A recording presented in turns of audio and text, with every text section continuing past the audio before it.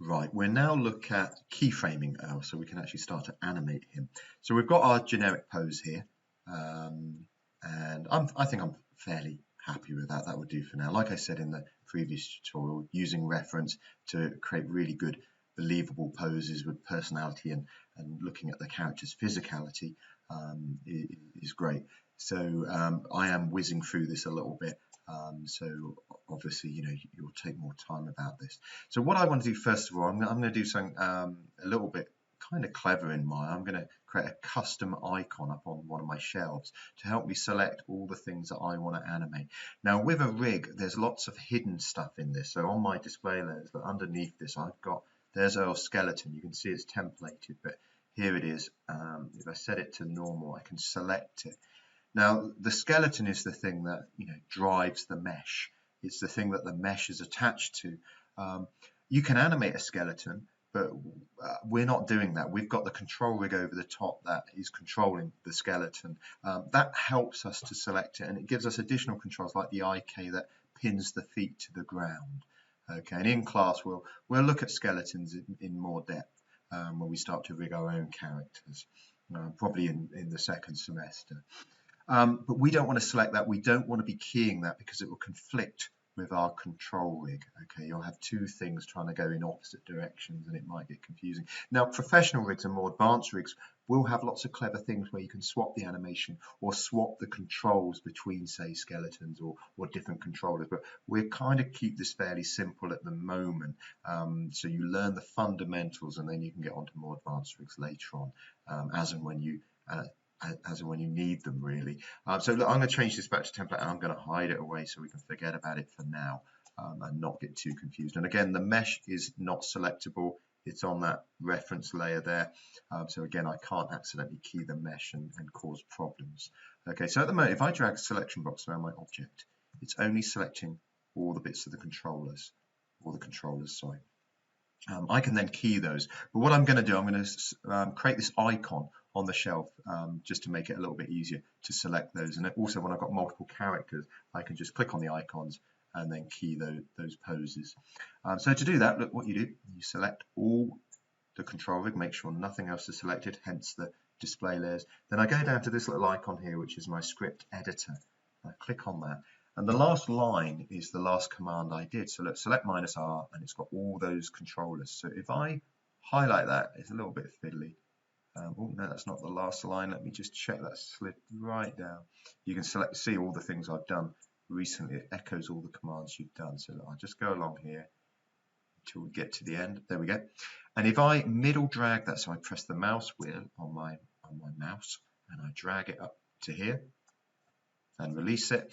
And it tells me here to save the script to shelf as type, and I want it to be a Mel script. Okay, it's just the type of programming language. So I just click on Mel, and then I can close the script editor. And look, I've got this little M appears here, which is my Mel script. Okay, and look, if I deselect Earl's rig and click on this again, it selects everything. Okay, now at the moment this is just a plain icon. There's no icon here or anything, but I can put a label on this. So when I've got all 4 characters in the scene, I can label them. So that if I right click on this and go edit, this is a shortcut to the shelf editor that also lives in this little icon here. And I want to go to shelves, and this shows me, look, these are the shelves, these things here, and these are the contents of the shelf. So if I go down to the last one, which is this weird select -R Earl thing, look, there's icon label here, and I can just call this Earl and save all shelves. Close that down, and look, it's got my Earl label on there, so I know which icon this is. And this means I can now key this. I mean, I can do it this way, which isn't a big deal. But sometimes what happens when you're selecting things, if you've got them parented into a hierarchy, sometimes it only selects the topmost thing in the hierarchy, especially with skeletons. So sometimes having a proper selection icon just can help avoid confusion and selecting things you shouldn't be selecting. Okay, so look, I'm going to select that. And at frame 1, make sure you set to frame 1, I'm going to press S. Okay, and that's keyed everything that should be animatable on Earl, or that I want to be animatable at frame 1. I can then move 1 second forward to frame 24. At this point, check your frame rate. Okay, so this icon down here, the little orange man and the cog, we want to click on that. It takes you to a shortcut to your time slider. and we want to make sure this is set to 24 frames per second times 1. Okay, I'll be stressing this all the time. Make sure you're working at the correct frame rate. You will find in industry you'll work at different frame rates, especially in the games industry. I've worked at 25 frames per second and at 30 frames, but 24 is a good starting point. It's just how many frames there are per second of animation. Okay, so like a fast movement, you might have a frame just 2 to 3 frames apart for a very quick movement. So if you're working at say 30 frames per second, that might just be a frame extra. Okay, and the good thing about 3D, you can just play it back and just check whether your timings are correct. But it will work at 24, which is sort of standard film frames per second. Okay, so check that set correctly. So we want to now do our angry pose. So we go to frame 24 and we repose Earl. So I'm going to just do this very quickly. Let's just sort of try and put him into kind of an angry pose. Spend a bit of time over. Let's give him a sort of wider gait. And you can spend ages on a more complex rig. You'll spend ages posing it. So I'm almost going to do him in a kind of a dueling pose, maybe.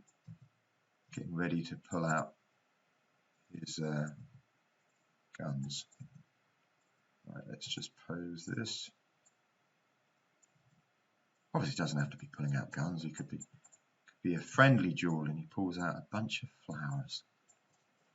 So this is my kind of angry, mean kind of Earl pose. He hasn't got any facial expression, so it's a little bit difficult to get that in there. But I've tipped his hat down. It's kind of, kind of a he means business kind of pose. Okay, so we're at frame 24. Now this is where you have to be careful.